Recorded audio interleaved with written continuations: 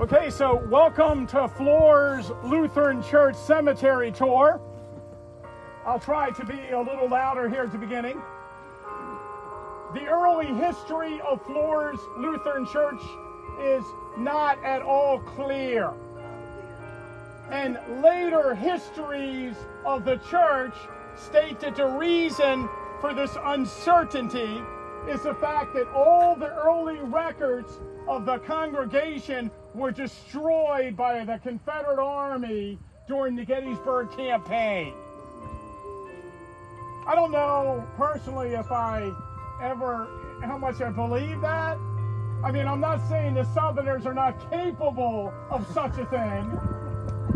It just seems really convenient, that all the early records were destroyed during the war.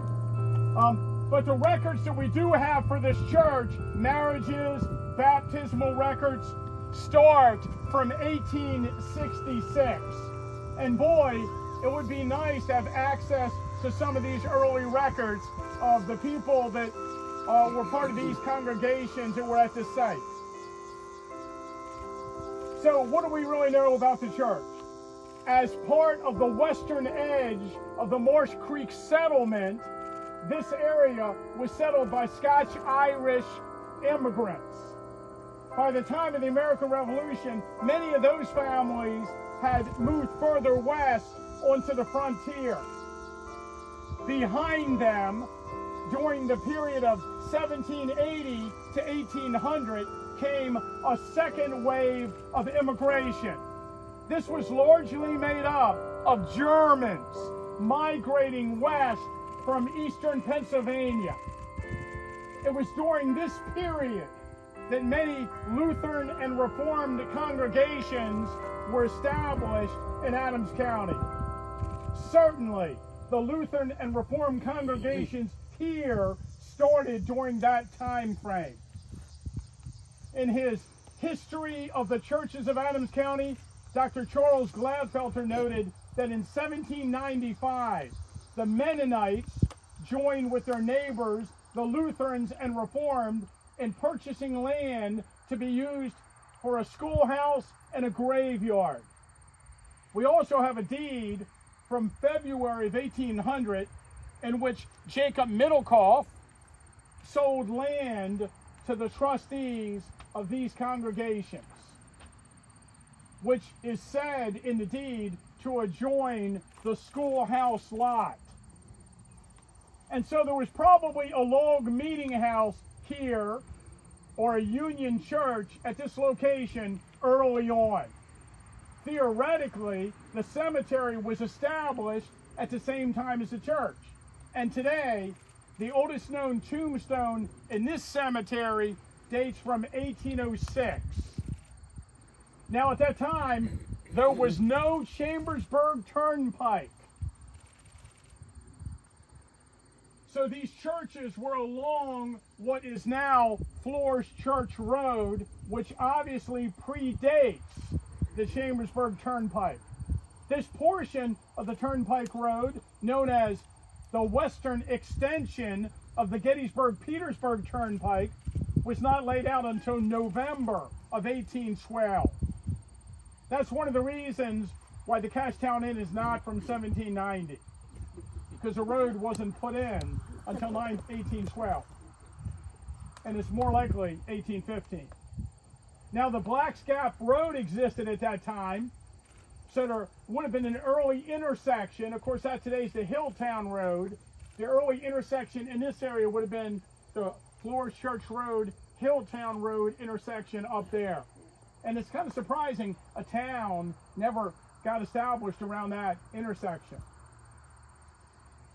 Now, as luck would have it, the Adams County Historical Society is in possession of the original grading book for the Chambersburg Turnpike at this point. And it says in the book, at 3 miles from the starting point at Black's Gap Road and the old Hilltown Road, that 3 miles down this road, they crossed the old Meeting House Road, which is this road here. the Mennonite congregation eventually built a church in Mummersburg, I think in 1823. But the cemetery, which is across the street, you might know, still was in existence for some time after that. And there's about 60 tombstones on the other side of the road. But again, by 1823, the Mennonite church was built in Mummersburg. The schoolhouse that was established over here in 1795 appears on the 1858 map and on the 1872 atlas, and continued to be used for many years afterwards.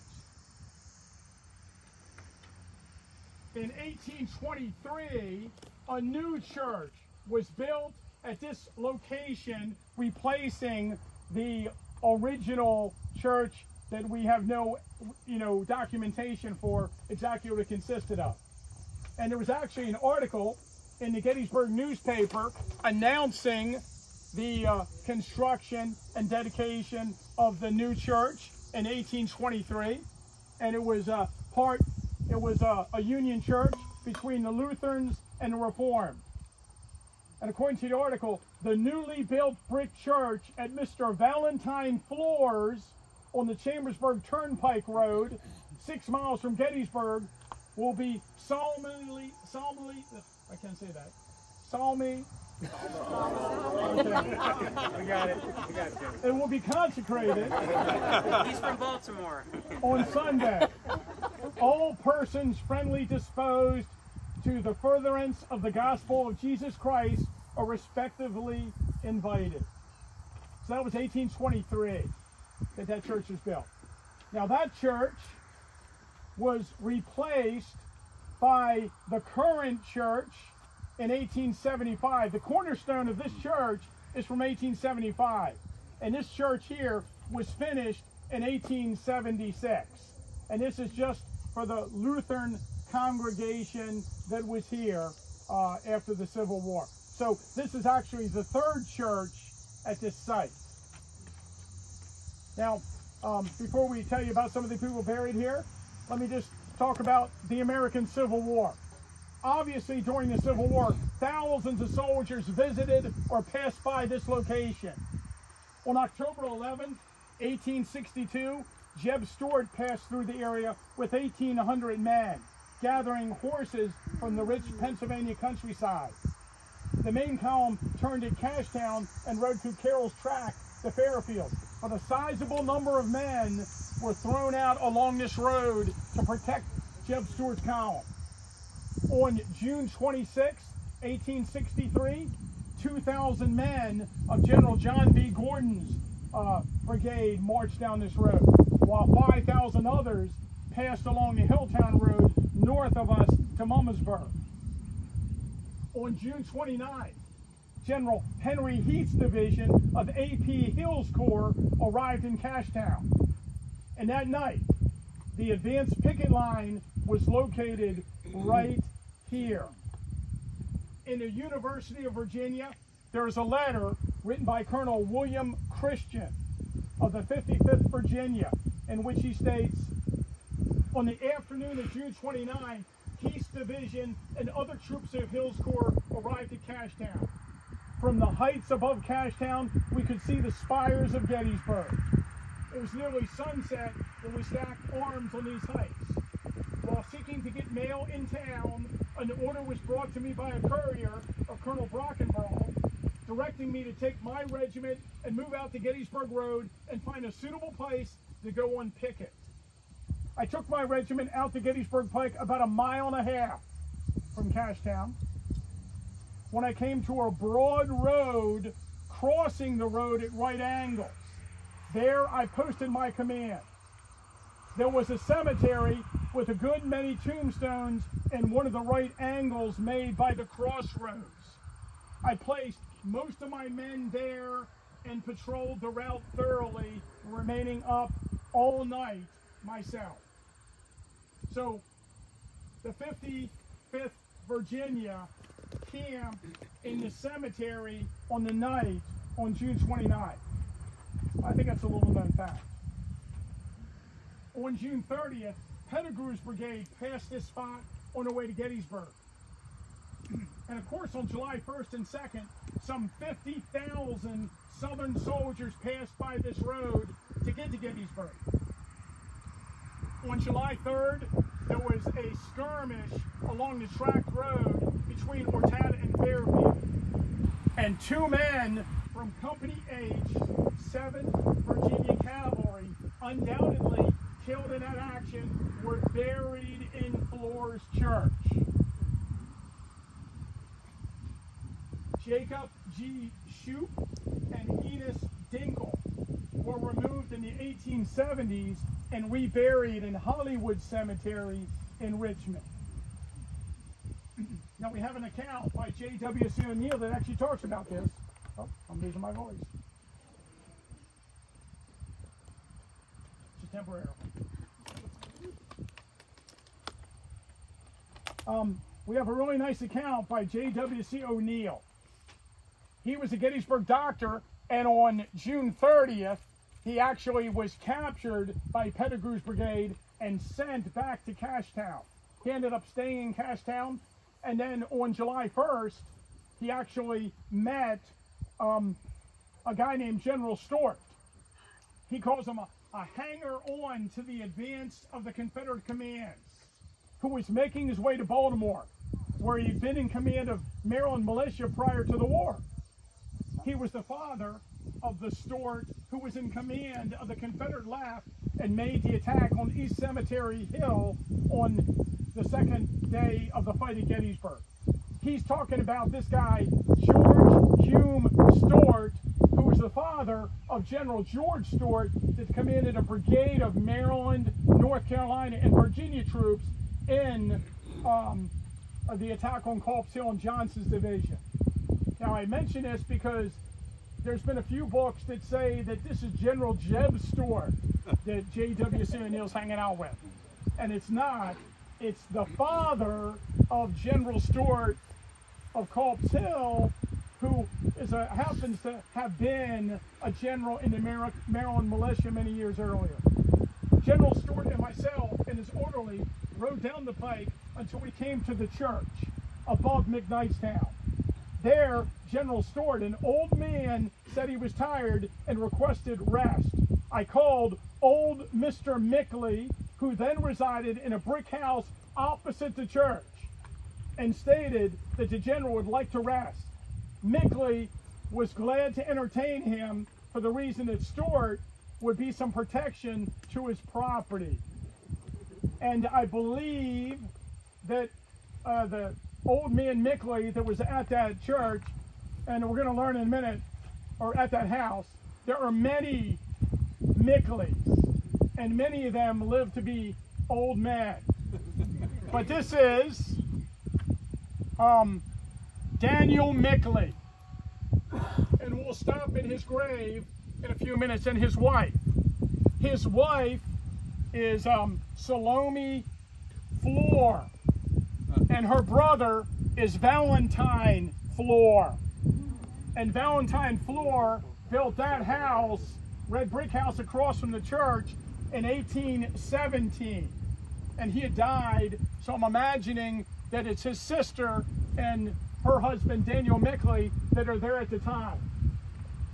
And not too long ago, a few weeks ago, a relative of Daniel Mickley came to the Adams County Historical Society, and a brand new donation, Roger, that you don't know about. Where's Ellen? Right here. Oh, we'll give Ellen the money. She gave us, maybe you can show that, 12 Confederate nails. Ones, twos, and fives that she said, her grandmother said, were given to her by her grandmother by Confederate soldiers who were buying food outside her house during the battle. And you know, I don't know if we'll know for sure because there's so many Mickleys, but quite possibly she had the photograph. She also gave us those 2 photographs of the couple that I believe lived in that house. So if you want to check out the bills, Ellen has them. you know, she's our trusted, you know, administrative executive. So you're not going to get them for her. Now we're going to take a little walk around the cemetery, and I want to tell you about some of the people buried here. And don't worry, I have some Mickley stuff coming up.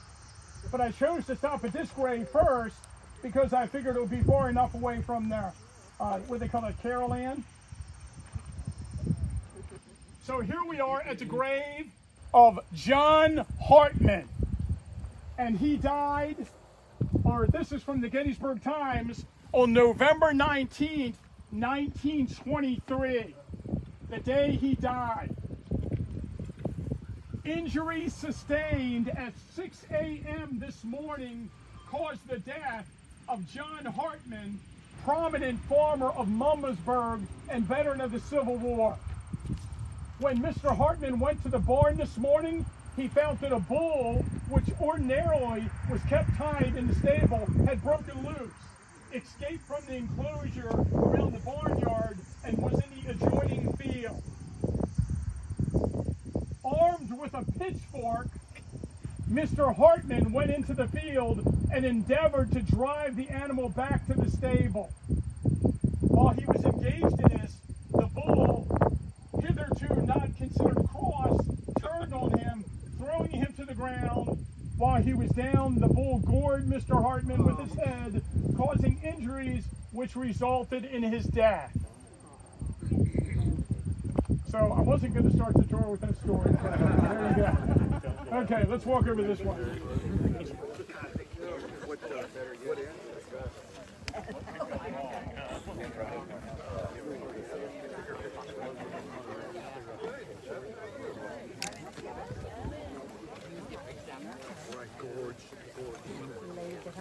Yeah, Guy Hartman. I guess he was the son. I'm not sure what he was.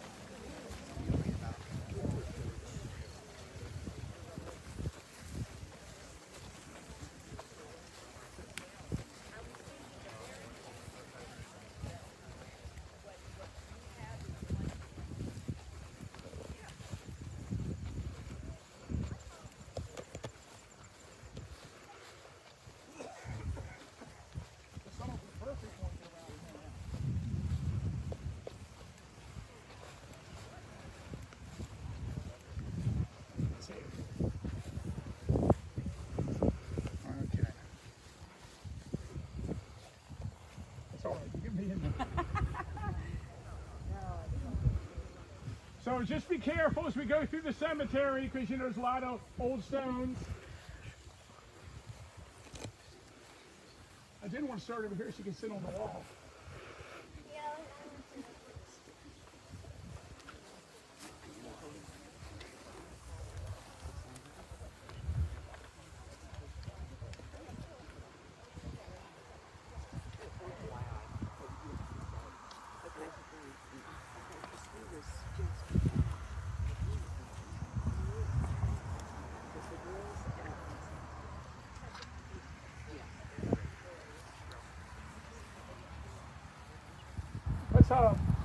Well, I guess this is all right. I don't need to go too far.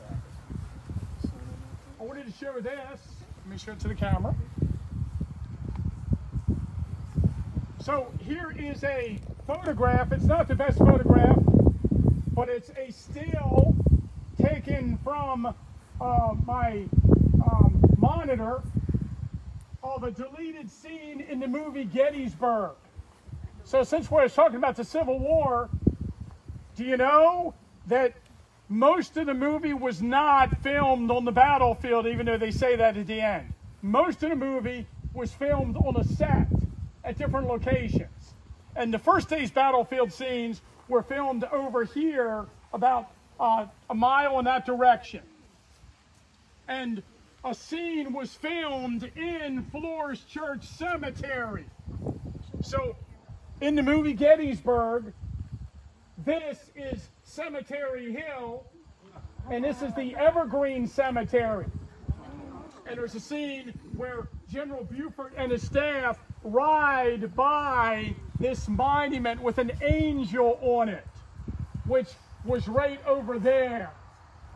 That monument does not exist in our cemetery here. It's kind of a prop that was used during the movie. But yes, a scene in the movie Gettysburg was filmed here, but guess what? It got deleted. So if you want to see that scene, you have to get the director's cut with the deleted scenes. So, I'm not asking too much. so poor people at Flohr Church, they almost had their, the Schultzes would have been all over the movie. Yeah. But, okay, that's enough of that.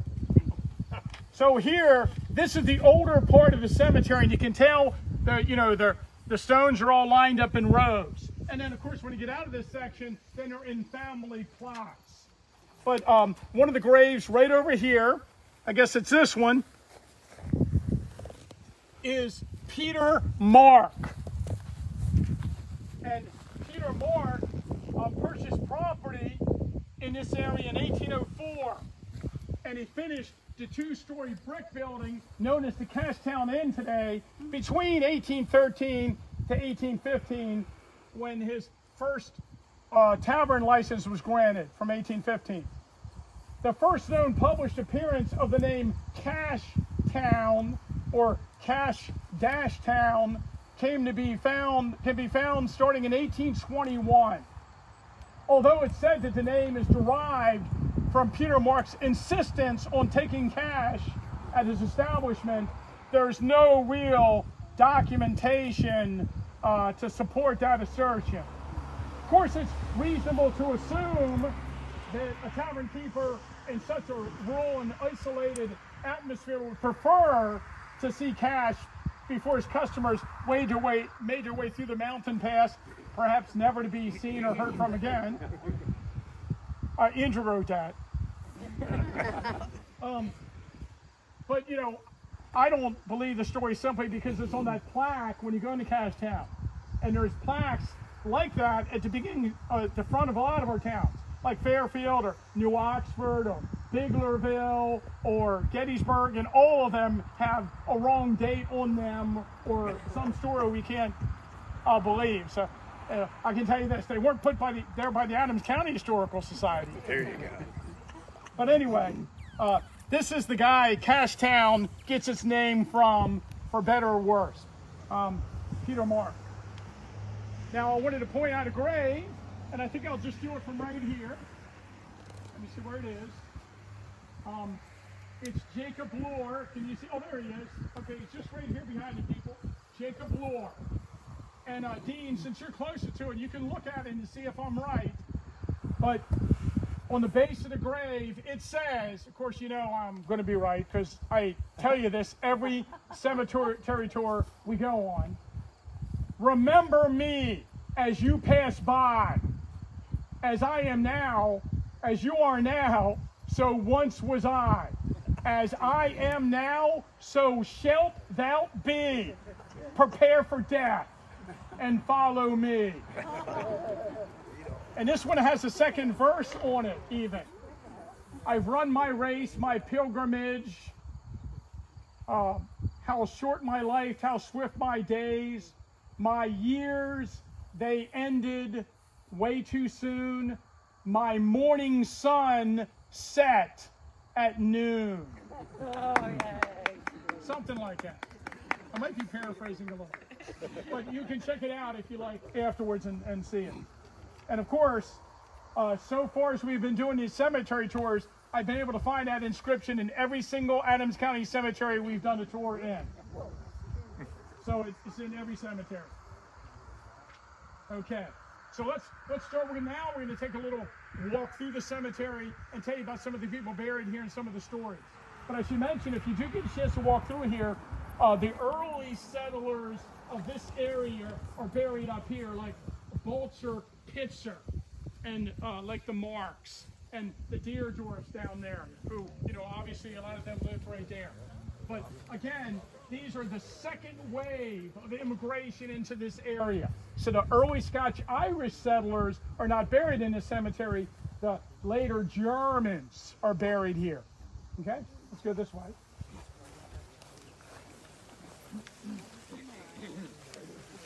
Okay. I did the first one. Okay.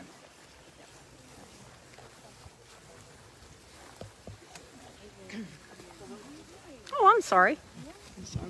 No, you're fine.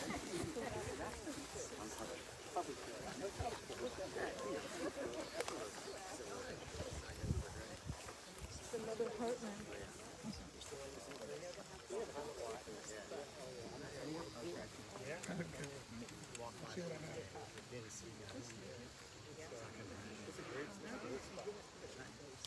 There you go.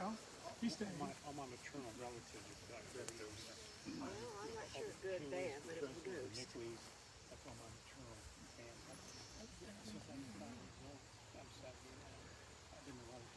Yeah, I should state that although most of them are Germans, there are some Scotch Irish here in the cemetery that stayed. Many that they married Germans.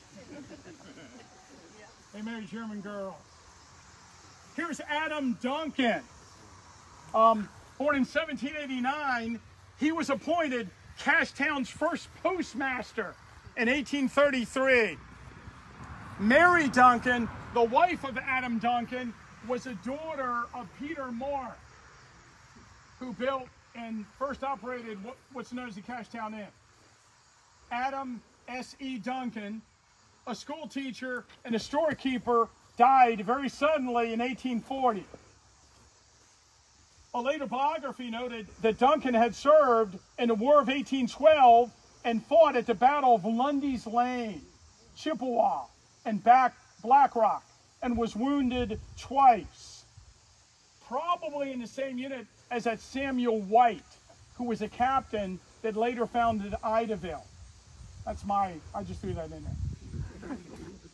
Upon Adam's death, Abraham Scott became the new postmaster of Cashtown, but Mrs. Duncan maintained for many years the store formerly kept by her husband. From 1845 until 1849, his wife, oh, this is the wife, I'm sorry, Mary Duncan, you see on this side, his wife, Mary Duncan, was the postmistress of Cashtown.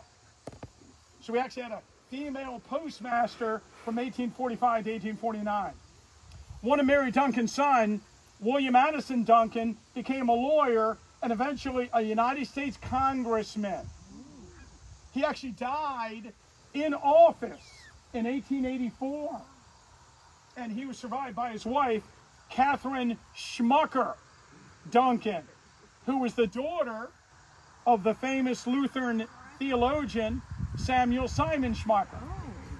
So lots of ties into the county here at this grave. Now let's just walk a little bit further on. I was going to say, is Adam on the back?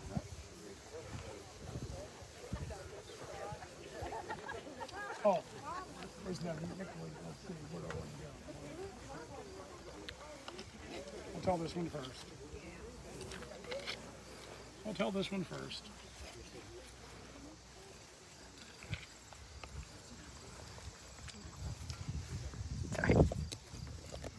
Here is the grave of James Mickley. James Mickley is the hero of the skirmish at New Salem. So one of the highlights of Jeb Stewart's raid, which is the lesser known of our military campaigns, is the fact that on October 11, 1862, when Jeb Stewart's column of 1,800 troopers came over the mountain from Chambersburg, they turned at Tract Road and rode down through what is now Ortana, through Fairfield to Emmitsburg. And they did this with a specific goal of throwing some misinformation out to the Union High Command. They came over the mountain range and made it appear as if they were continuing on this road to Gettysburg.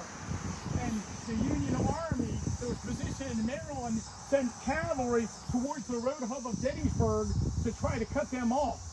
But as soon as they crossed over the mountains, they turned south and rode along the mountains through Fairfield back into Maryland. And Jeb Stewart was able to successfully gather up hundreds of horses from Pennsylvania and Maryland in this raid in October of 1862. And during the entire raid, he was able to ride around the Northern Army and elude the Northern cavalrymen that were chasing him. And during the entire campaign, he only lost a few men captured. And there was no real major engagement between Jeb Stuart and the Union Army who was chasing him. And one of the little episodes during this ride is this battle at New Salem, which today is called McKnightstown. And according to the Star and Banner, there was a small skirmish at the village of New Salem. A number of squads were ranging the country, taking horses wherever they could. And some of them advanced as near the town as Latchall's Tavern, 4 miles from us. Latchall's Tavern is in McKnightstown. Here, a small skirmish took place between 6 of them and some of Captain Hill McCreary's home guard. Mr. James Mickley and Samuel Hayner behaved manfully and exchanged many shots with them. The Rebs fled, leaving one of their number a prisoner who was immediately brought into the town and forwarded by train to Harrisburg. And James Mickley, who was in this Adams County Cavalry, captured this Confederate soldier.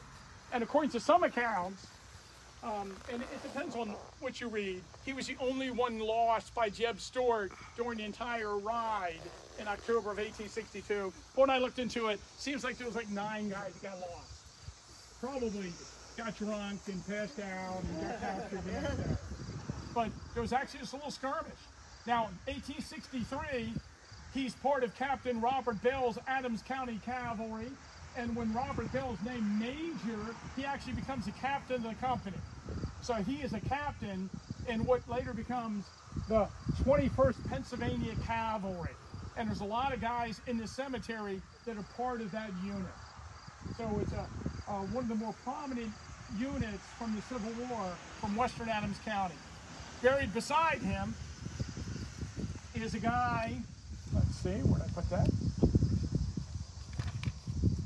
A guy named David A. Newman. And he went to Chambersburg and he joined Company A, 126 Pennsylvania Volunteers. And he was wounded at the Battle of Fredericksburg. And he died of his wounds in a Washington, D.C. hospital. So here is an Adams County soldier killed, or mortally wounded, I should say, in the action at Fredericksburg, Virginia. I'm going to talk about another Adams County soldier, but let's walk down here a little bit.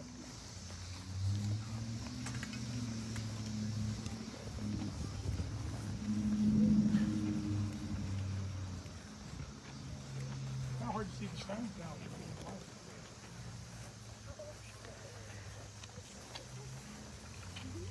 me go my necklace thing first.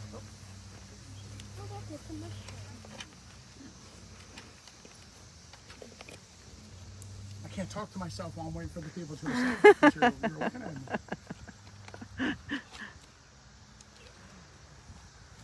I forgot to show it. We have a photograph of James Mickley at the Adams County Historical Society. Again, the hero of the skirmish at New Salem. As if we've all heard of New Salem before, right? Okay, so here's an interesting grave here, right here. George Washington Hartman. He was in the 165th Pennsylvania Drafted Militia. And this gentleman here, along with 800 other Adams Countyans, were drafted into the Northern Army in October of 1862. And they were put into the 165th Pennsylvania Drafted Militia. And then they were sent to Suffolk, Virginia. And they were down in Suffolk, Virginia at the time of the Battle of Gettysburg. and George Hartman died in service. But this unit was guarding a railroad line in the Great Dismal Swamp. And so the unit as a whole didn't really have many men that died in service or died of battle wounds. I think Donna had a relative in that unit that died, though, of illness. Illness, yeah.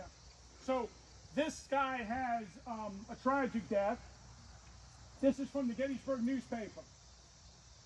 May 11th, 1863. We announce with deep regret the death of George W. Hartman, son of Salem Hartman of Hilltown, which occurred at Suffolk on Tuesday last under the most melancholy circumstances. It seems that he had gone into the Nancy River to bathe, and whilst in deep water took cramp, which caused him to sink. Upon rising again, he called for help, but before help could reach him, he sank to rise no more. Mr. Hartman, a most estimable young man, and enjoyed not only the respect of his comrades, but all who knew him. He was a member of Captain Plank's company, 165th Regiment, Pennsylvania Militia. His remains were interred at Flohr's Church on Friday. A large concourse of relatives and friends attended. So, a guy in 165th who drowned in service. And your relative's buried in Virginia, though, right? But his children are buried here. And are they like, it's right here? Yeah, there's four of them over there. And he was in the 165th also. Interesting. Now, we have to tell you something here about the Mickleys. I know you've been waiting for this, right? All the Mickleys. Before I say this, before I tell this story here, how many people here are related to the Mickleys? I thought we'd have more. Maybe there's more and they just don't know, Dean. Okay. John Morton Mickley is buried in the front row right next to the fence there. He was typical of the Pennsylvania German immigrants that came into this area following the revolution during that second immigration, the second wave of immigration I was talking about. He was born in Lehigh County in 1745. He had a brother and a sister scalped in a massacre during the French and Indian War. He served in a battalion of Northampton County soldiers during the American Revolution, and he was engaged in the Battle of Germantown.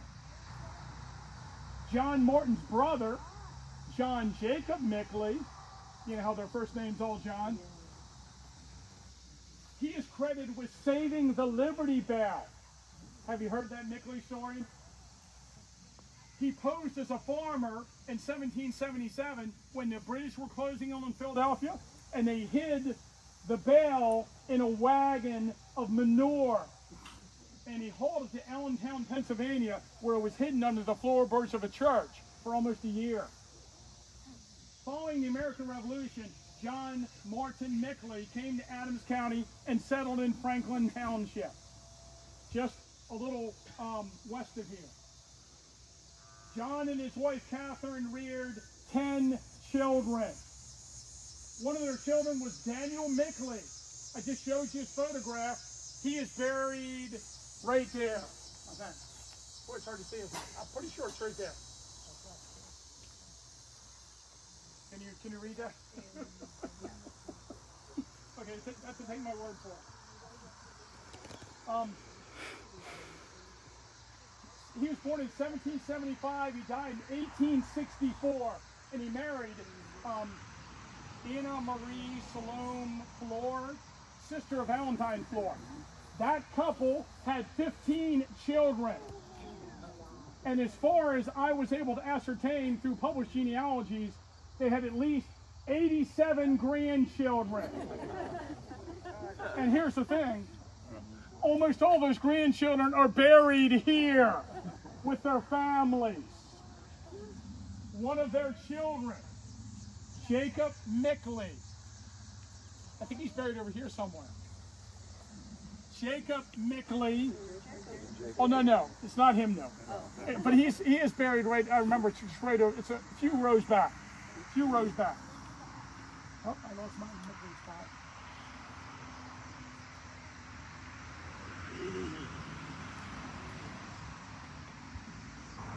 Jacob Mickley is born in 1806. One of Daniel's sons. In 1830, he married Mary E. Nouse, and the couple had 11 children. Mary died in 1854, and soon after, Jacob married Anna Mary Arndt, who was 28 years younger than him. Anna gave birth to 11 children, all female. The last of Jacob's 22 children was born in 1878 when he was 71 years of age.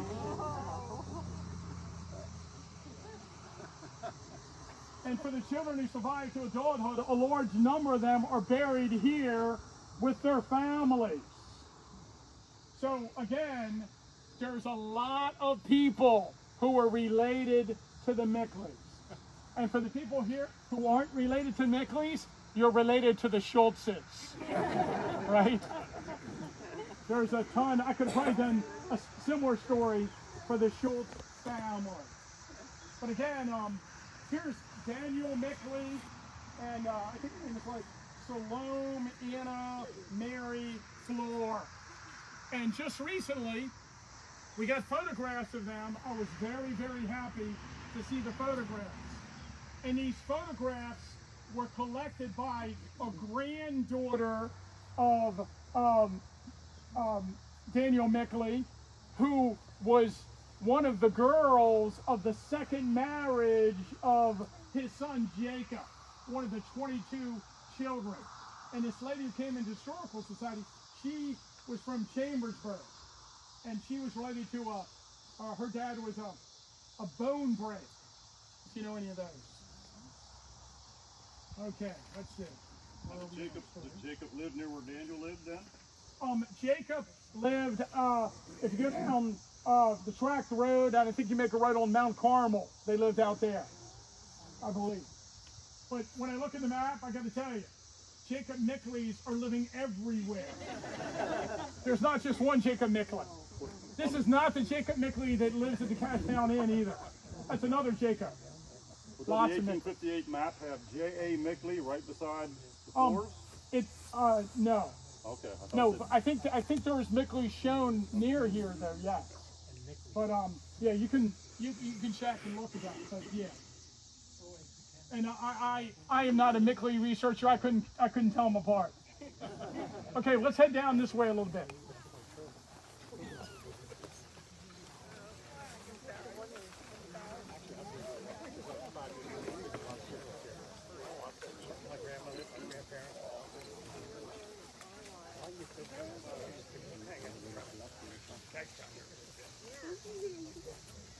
I keep looking into the sun, but I figure if I'm looking at the sun, you guys aren't. You don't have to look into it.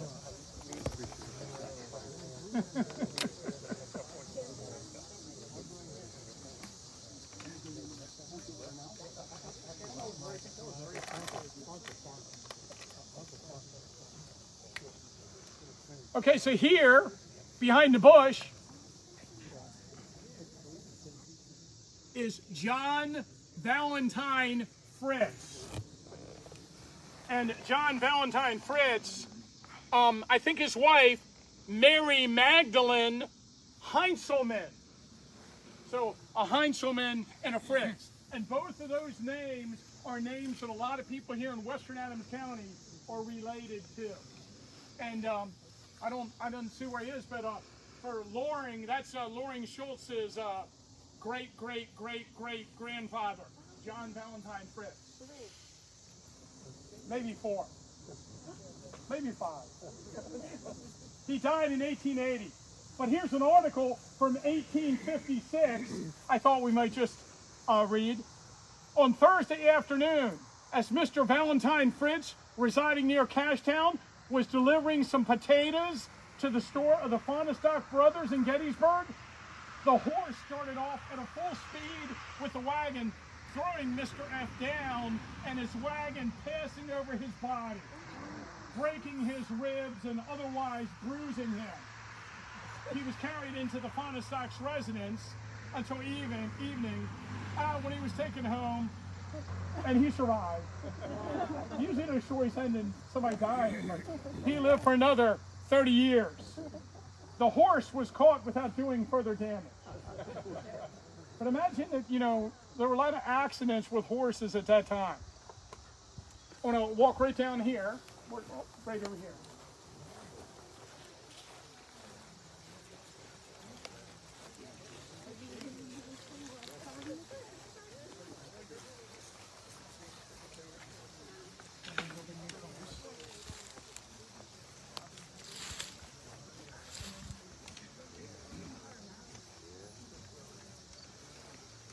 Okay, here's Samuel Flohr. So, Samuel Flohr lived in Franklin Township along this road, just where Marsh Creek crosses it. So he lived on this side of Marsh Creek along the Chambersburg Turnpike. In front of his house, on the morning of July 1st, 1863, Captain Mary dropped an artillery piece and fired the opening artillery salvo of the battle. Samuel was 53 years old at the time of the battle. It is often referred to in local records as Major Flohr, again, being an officer in the Pennsylvania State Militia for many years prior to the war. He has a claim for damages after the war, and he says that his farm was occupied by the rebel army for a hospital. A large number of wounded men and other portions of their army were there, and afterwards the rebels retreated. The hospital was continued for several weeks. Aaron Flohr, who's right back there, his son, wrote that the house and barn and outbuildings were all occupied by wounded and badly damaged. The family was forced to leave their home and not able to return until the 1st of September. The Flohr house no longer stands. Maybe some of you remember it. It burned in a fire in 1982. And abandoned house, kind of fallen down, stood there for another 10 years. You remember that? Just before, there'd be on the right side of the road, just before you get to Marsh Creek. The Confederate accounts confirmed the first shot that was fired there in front of his house. And the 1886 county history states that Samuel Flohr lived on a farm from which the first cannon was fired in front of their house at the beginning of the Battle of Gettysburg. In 1903, a local historian, Aaron Shealy, who grew up in Hilltown, related the first cannon shot of the Battle of Gettysburg was fired by Confederates from a battery station on Lohr's Hill, several hundred yards west of Marsh Creek Bridge on the Chambersburg Turnpike.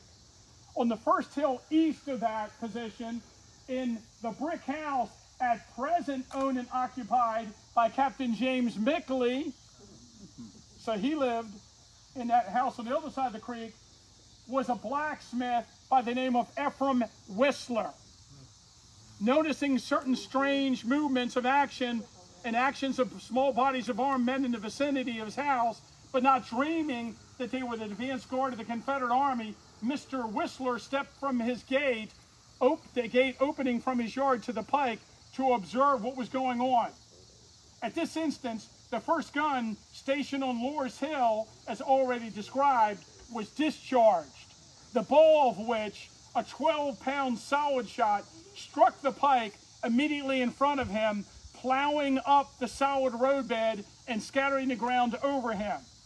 The shock to his nervous system was so great that he became completely prostrated. He took to his bed and soon after died. That's Ephraim Whistler. And a couple of years ago, we pointed out his grave at Lower Marsh Creek Cemetery, I guess out there. He's buried in that cemetery. But the shot was fired from in front of Samuel Lohr's house, which I think is fascinating. And you don't hear much about him. Now, also, back there is the grave of James Rebert and his father, Adam Rebert. And they have an interesting distinction for people, you know, buried here in the cemetery. James Rebert was a member of Company C, 21st Pennsylvania Cavalry, or Captain Robert Bell's Adams County Cavalry, or the unit that James Mickley commanded that we were talking about. And in November of 1863, that specific company was assigned to Gettysburg. And they acted as sort of a bodyguard for the officials that were in town for the ceremonies around the dedication of the Soldiers National Cemetery. And some of those members acted as bodyguards for Abraham Lincoln and some of the other dignitaries. And you might know that Lincoln was put on a horse on November 19th and rode to Cemetery Hill. And there's a lot of things written about the horse. A lot of people suggest the horse was too small. And some people suggest the horse was given to Lincoln on purpose because he was so big and lanky, and they wanted, you know, one account suggests it was a Democrat in town that gave him, the Republican president, a smaller horse. Henry Eyster Jacobs, for instance, remarks, why an abnormally small horse was given to him to mount is hard to understand. In case the steed became fractious, it looked as though the president could simply plant his feet on the ground and let the horse pass out from under him. But William Tipton, the famous Gettysburg photographer, said that this was nonsense. That the horse which Mr. Lincoln rode in that procession, some claim the animal was so small the president's feet touched the ground. This is ridiculous. Mr. Lincoln was mounted on a fine bay horse owned by Sheriff Adam Rebert. Adam Rebert had become the sheriff in October of 1863. And it says Rebert's son was a member of Lincoln's bodyguard. Lincoln, as I recall, was well mounted and made a splendid appearance. You might notice in our paper, there's some controversy about the horse that he rode, but according to this account, it was the sheriff, Adam Rebert, along with his son, who was Lincoln's bodyguard, that supplied Abraham Lincoln his horse. So I'm sure it was a fine Western Adams County horse. Yeah. Yeah. Okay, let's see where we're going next. Oh, let's go this way. 7 o'clock. Your clock's a little off, isn't it? You think I'll play more something?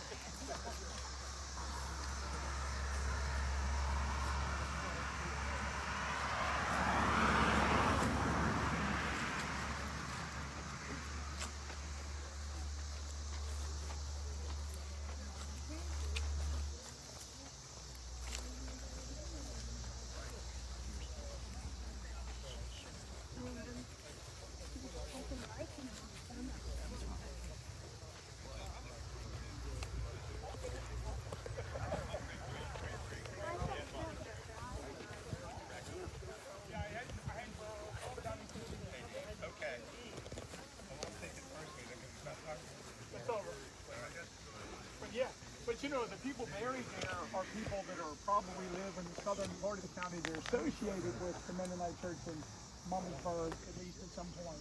But this can only be buried there. Yeah, and then some of them went to Fairfield. Yeah. Oh yeah. Yeah. Excellent. What's the name? What's the name of the people? John Musselman. They're just the big ones right up by the road. John and Mary, they're like the front, front row. Oh, that's awesome. All right. Okay. So a couple more stories I wanted to tell you. So this is Harrison Brook. You see B-R-O-U-G-H, Brook. And believe me, I can't pronounce some of these names. Brugge. That's how we do it in East Berlin. He's Brugge. Brugge. Good. Good. Good. So, I'll try to do that. But, don't you think it should be brown? No. Everybody does. It's like, you know, when I was a kid, it took me a long time to learn Balfer instead of Balger. So the widow Brugge, and I believe the widow Brugge is buried right here. Oh, should I mention her son, Harrison Brugge, is born in 1839. Now, what is that? Whose president is at the beginning of the campaign for when he's born? William Henry Harrison. So I'd imagine that he's born after William Henry Harrison. I'd imagine that.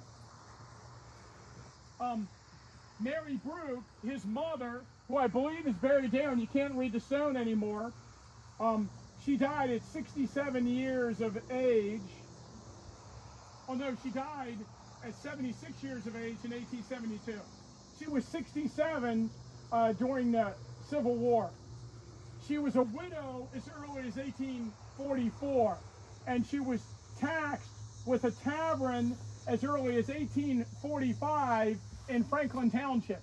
And her tavern was just near Hilltown on the old Black's Gap Road, or Hilltown Road today, just west of the village of Hilltown, in case you know where the village of Hilltown is.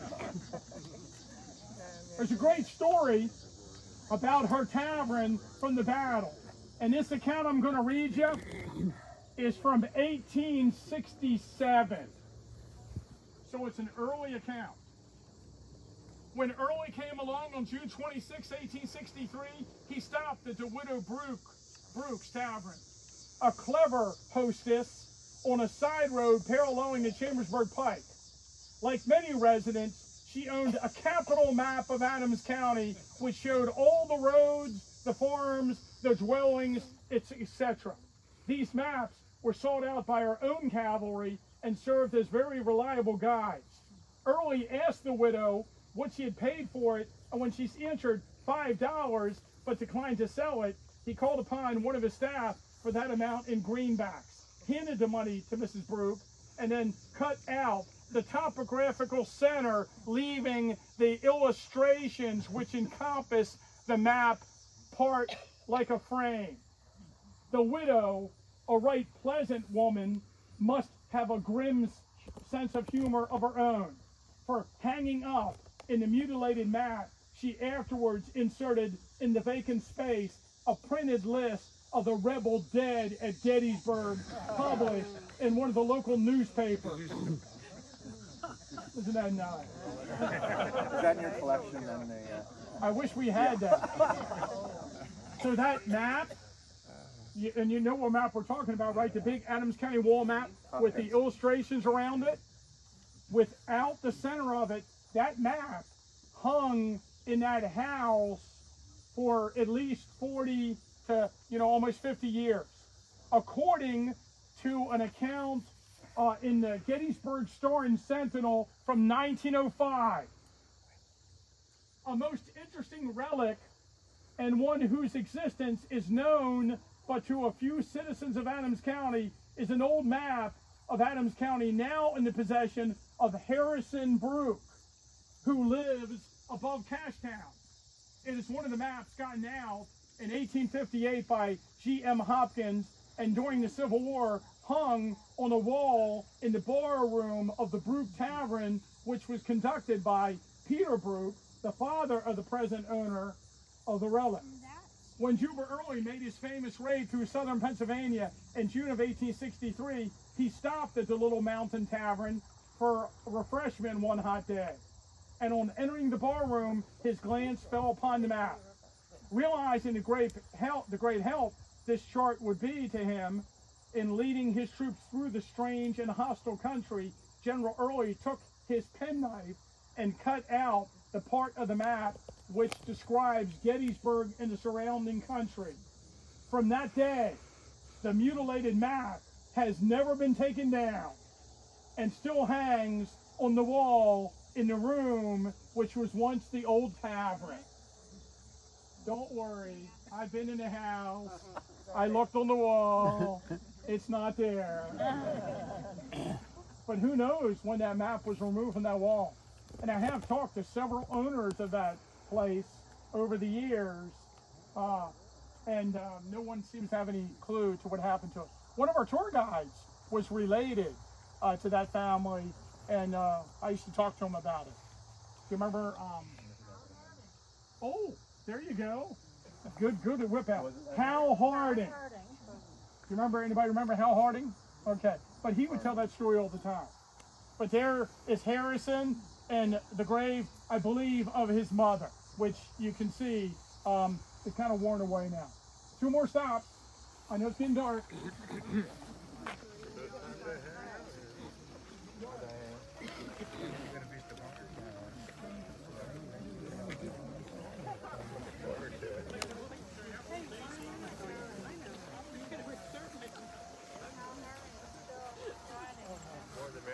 I saw a couple up there. 2 more stories, and I know we gotta end it soon. Luckily, we started at 6. Even though it's called the Carolyn, right?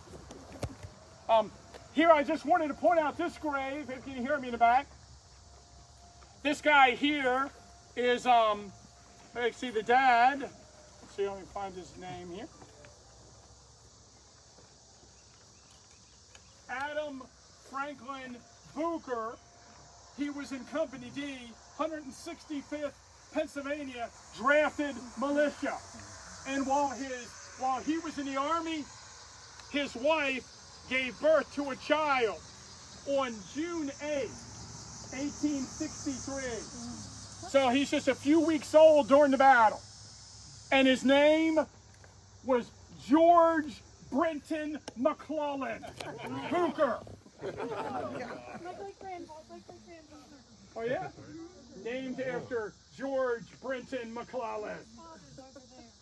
That's awesome. I love that name. Because we have a lot of General Meade babies born after the battle in Gettysburg. We have a few Abraham Lincolns, and named after, and some different, but there's a George Brenton McClellan Booker. Good for the Booker. So one more really sad story. Don't come over if you don't want to hear another sad story. That's not the angel who is an angel. I see that. Not the one on your book. Oh, maybe they put it there after they're done with it. It looks like it.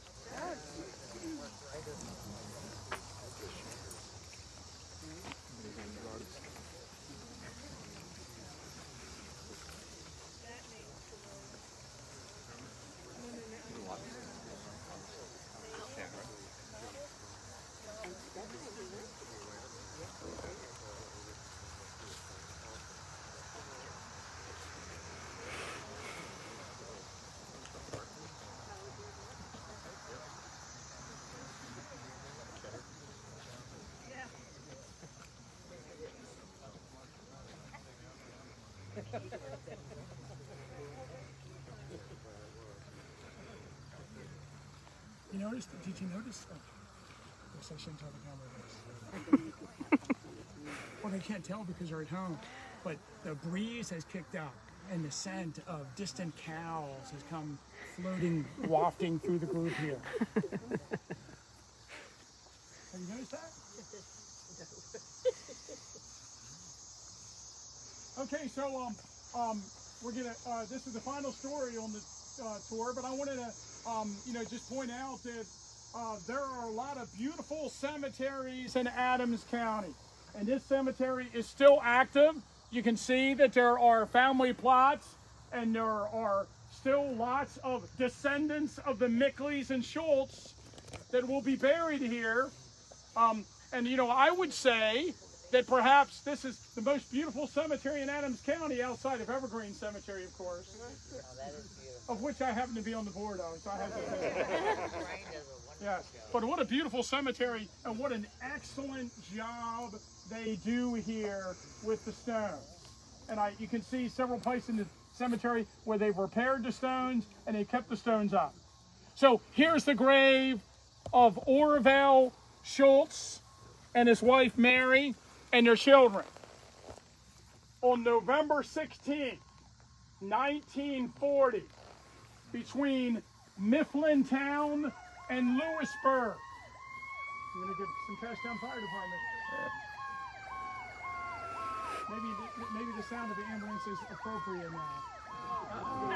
So on route, I guess that would be 322. Is that what that is today? 322. Between Mifflin Town and Lewisburg, Orville Schultz, with a carload of 8 people, including his wife and 3 children, passed a tractor trailer and hit another tractor trailer head on a blind turn, and all 8 Adams Countyans were killed. And Orville's wife and his 3 children are buried here at this plot. And if you check out the Adams County newspaper from November of 1840, they have a big article with photographs of all the people that were killed in the tragedy. And when I was reading about it, I noticed that they had an article about the funeral at Flohr's Church Cemetery and how the whole congregation came out for the funeral. And then, of course, they had the bodies, pallbearers carry the bodies out to the cemetery plot. Pallbearers for Mr. Schultz were Raymond Plank, Norman Plank, Clyde Roth, Lawrence Tressler, Lauer Kleinfelter, and Winston Redding. Those serving as pallbearers for Mrs. Schultz were Raymond Kump, Harry Sprankle, Olden Schultz, Lester Schultz, Nelson Schultz, and Jean Gelwick. There's the part that broke me up. Pupils of the Belmont School were the pallbearers for the children. They had school children carrying the coffin. Those serving for Dorothy Irene and Beatrice Ann Schultz were Anna Kepner, Ruth Kepner, Janet Shields, Margaret Pollock, Mabel Herr, Dora Helm, Louisa Schultz, and Madeline Schultz. I know Anna Kepner. You guys know Anna Kepner? Most of them. I knew most of them. Yeah. I figured some of you know the name. But isn't that's very sad. Of course, we're in the cemetery, and a cemetery is going to have lots of sad stories. Well, thanks everybody for coming out today and going on our tour.